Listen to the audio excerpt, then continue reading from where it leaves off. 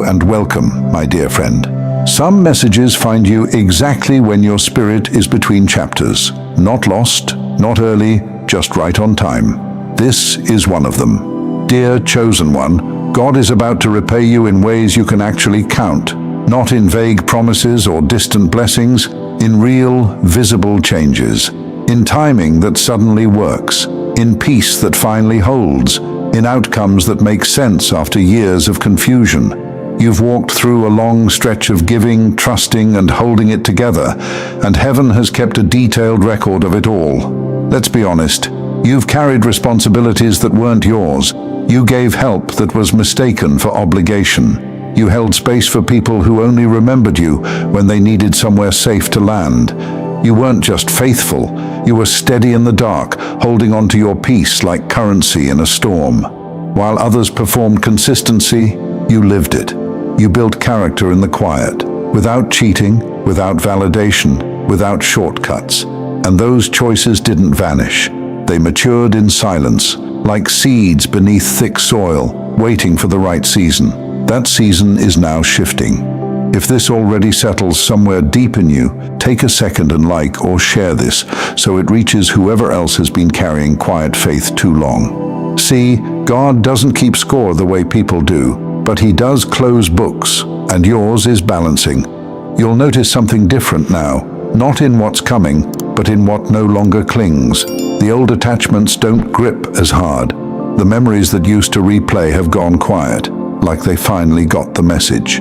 You stop rehearsing conversations that will never happen, and somehow that silence feels like peace, not loss. That's the miracle no one talks about. How letting go begins to magnetize everything that truly belongs. The moment you stopped chasing, alignment started chasing you. The moment you forgave, space opened for something lighter to take residence.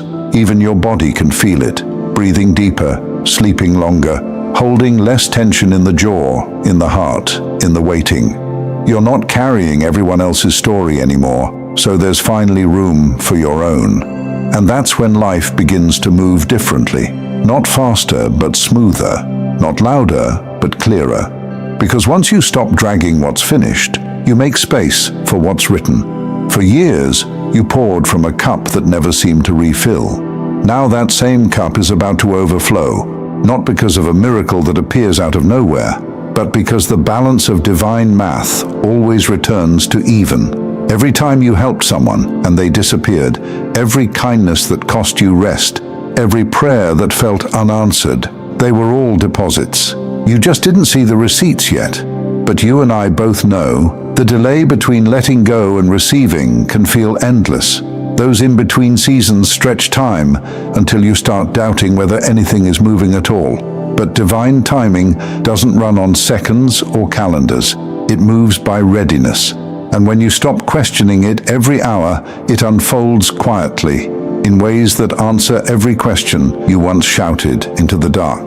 But the season of invisible credit is ending. What you gave in love is coming back in clarity. What you lost in confusion is coming back as direction, and what you did in faith is coming back as form, something you can hold, use, and count.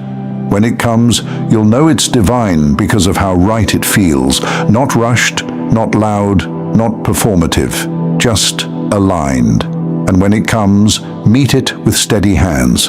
Don't question it. Receive it the way you once carried pain, quietly, with grace, knowing this was always part of the agreement. God isn't rewarding perfection. He's settling the account of endurance. He's answering the nights where you wanted to stop trying but didn't. He's balancing what life tried to shortchange. So start paying attention, because the shifts won't scream, they'll click. Not everything will make noise when it arrives. Some things will simply fit. And when they do, you'll realize something powerful. You were never waiting for a miracle. You were waiting for the world to catch up to what God already decided was yours. And now it begins. The season where everything that once felt taken starts finding its way back home. If you listen closely, you can already hear the quiet shift inside you, the way your spirit no longer bargains for crumbs it never deserved. Something in you remembers the original agreement. You were not designed to beg your own life to include you. You always carried that knowing, even in thin years. Even when your hands were empty, your heart was still certain. That certainty wasn't arrogance, it was memory. Before the world taught you how to survive by shrinking, God authored a way for you to be sustained by being fully yourself. Not the edited version, not the pleasing version, the real one, the one that chose the narrow road and stayed. This part isn't loud. It doesn't need confetti. It feels like recognition arriving without an announcement, like walking into a room and realizing the light is already set to your skin. No grand reveal, just a steady yes that fits. See, you didn't get here by playing the game better than everyone else. You got here by refusing to become someone your soul couldn't sleep with. You walked away from platforms that wanted your talent, but not your truth. You stayed poor in ego and rich in alignment. You let quiet build what noise kept interrupting. That's why nothing about this feels sudden. It feels earned, not by performance, but by becoming. Call it what you want: repayment, return, reconciliation. I'll call it this: heaven funding what it formed. Not a wage for a show, an endorsement of a life. And when heaven funds something, the currency is strange to people who worship applause. It looks like favor in ordinary places, position that doesn't require costume, ease where there used to be friction, not spectacle, stability, not hype, weight. They may try to reverse engineer your steps. What trick? Which sponsor? Which blueprint? There isn't one. Dear chosen one, some things don't come from method. They come from maintenance. You maintained your center when it was cheaper to drift. You guarded your kindness when anger wanted the microphone. You kept your voice honest when performance could have paid faster. Now the atmosphere simply tells the truth about you. Remember the nights you thought you'd missed it? You hadn't. You were being built in a way that wouldn't collapse later, like certain stars that don't appear on command, not because they aren't shining, but because only the right conditions reveal them. You weren't invisible. You were waiting for the air to catch up to your frequency. And now that it has, the glow is unmistakable. While some mistook your stillness for delay, a foundation was being poured, thick enough to carry what your name was always meant to hold. You learned how to breathe without begging, how to show up without pretending, how to move without needing permission to be real.